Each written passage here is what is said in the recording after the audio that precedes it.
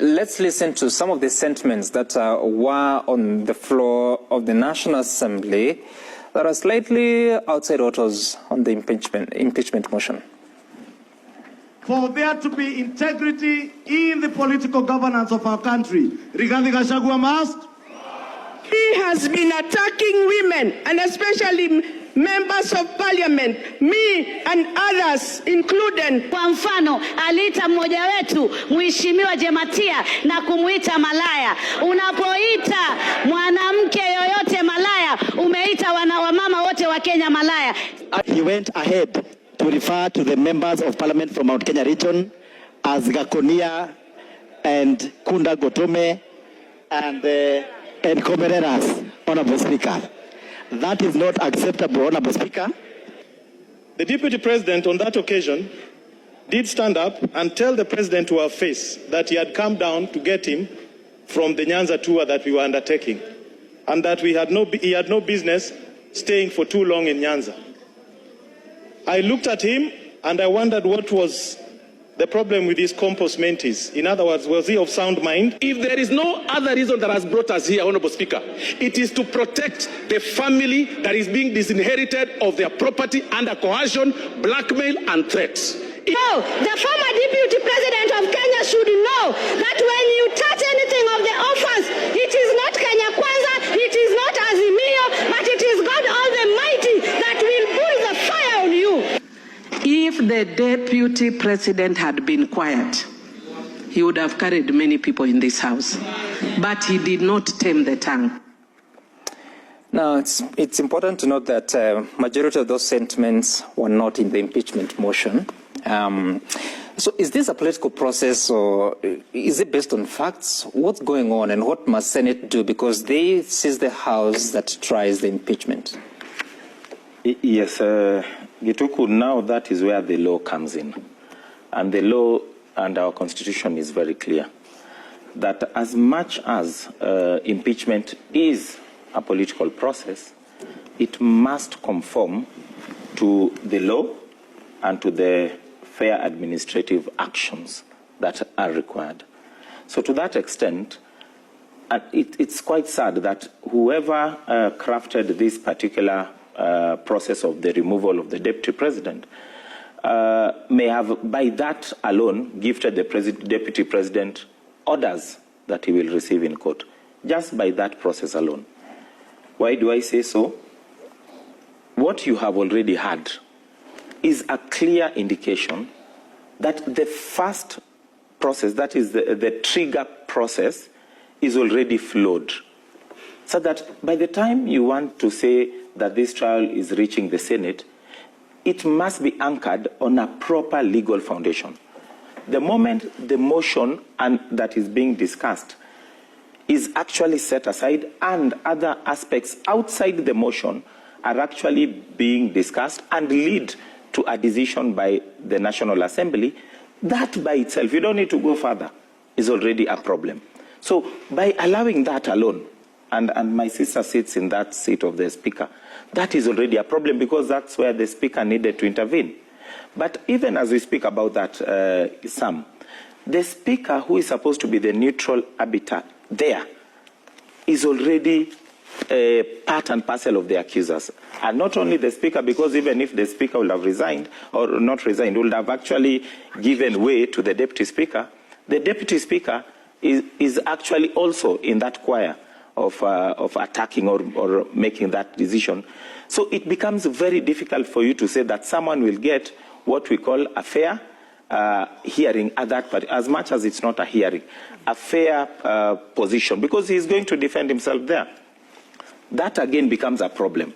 And the reason I tell you that is because fair administration is very important. My sister here had challenges in 2013 when she actually was at the helm of the judiciary in terms of the registrar of the judiciary. And she was hounded out of office for the same reason she's saying, in subordination and all that. And we were there to support and say, this is wrong. And let me tell you, none other than the Supreme Court supported her and said, you did not give her a right to fair hearing. So even if, and I take great exceptions to a lot of things that the Deputy President has been saying, but you give the devil his due. And the moment you fall short of that glory, let me tell you, it's all for naught. When you talk about the aspect of now the impeachment motion, the impeachment motion is supposed to be grounded on only 3 grounds: gross violation of the Constitution or any other law, serious belief that someone has committed a crime under national law or international law, and underline the word serious, not a joke. Then gross misconduct, The moment you, and that is why I think my sister side should be very careful, because what is happening here, it is not an impeachment of the Deputy President alone. It is actually an impeachment of the presidency. And the reason for that, look at all these allegations. If it's an issue of amassing wealth, none other than the former President Uhuru Kenyatta said and accused the current president of that, and even said there must be investigations. Was it done? It wasn't done.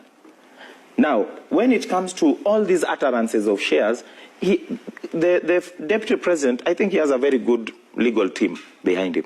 He's actually, countered it by exactly what the President has also done or said. So to a large extent... But does that help his case? Because he's the one... It really helps his case. It really helps his case. In court. Let me tell you... Eventually, courts will send him back. Let me tell you why it helps his case. The impeachment process was not anchored to deal with squabbles or to discriminate against an individual. The moment you are saying you cannot be blind, that you can see these utterances from this person is okay, yet the boss is actually saying the same, yet you say you are blind. Impeachment processes were not supposed to come to resolve the issues between a governor and a deputy governor or squabbles between a president and a deputy president. The reason for that is because impeachment processes are so serious that the consequences is a life sentence. Even a person who is convicted of murder does not get death or even a life sentence nowadays. You can actually be given time. But impeachment process means it's the end. So it cannot be that things come and you joke with that process. A very good example also why there is a problem with this process is the public participation. The Supreme Court has rendered itself in the BAT case, and that is a grand norm, that in terms of the aspect of public participation, it is so important that saving money or time in itself does not justify inadequate opportunities for public participation. Look at the public participation that has happened. You find that it is Parliament or parliamentary staff that were actually heading this. You find that in terms of once the court said it goes to the constituencies, there are many constituencies which did not conduct it. But over and above that, it was the government administrative leadership that actually took center stage. Then there are the same people who come and analyze and tell you these are the results. You become, and remember the head of parliament or the leadership of parliament has already taken a position. There is nothing independent on that. So ideally, who should conduct that public participation? That's why I'm saying the problem started with the leadership of parliament taking a position. That is why, because ideally they should do it, but they actually decided that they have taken a position. It actually mars that and poisons the environment from the word go. Let me tell you, in many instances, we have, like Law Society of Kenya, we have actually delegated some aspects and we give it to IEBC. With or without commissioners, the Secretariat does that, and effectively and efficiently. And not because you do not trust you will do a good job, but because you are saying, let justice not only be done, but be seen to be done. That the process itself, we want to be so fair that let there be no dosari in this process. Such that you don't give Rigathi Gachagua a chance to challenge this matter in court. But right now, he has a whole field of reasons to challenge this matter. And let me tell you, the problem is, and I like Moses Kuria when he said, when you start a fight, be sure you are going to finish it. If you start this fight and you don't finish it, it will be a very big problem. It will be like that snake that you hit but you didn't kill. It will hound you. This is Legrand from Simple Generations.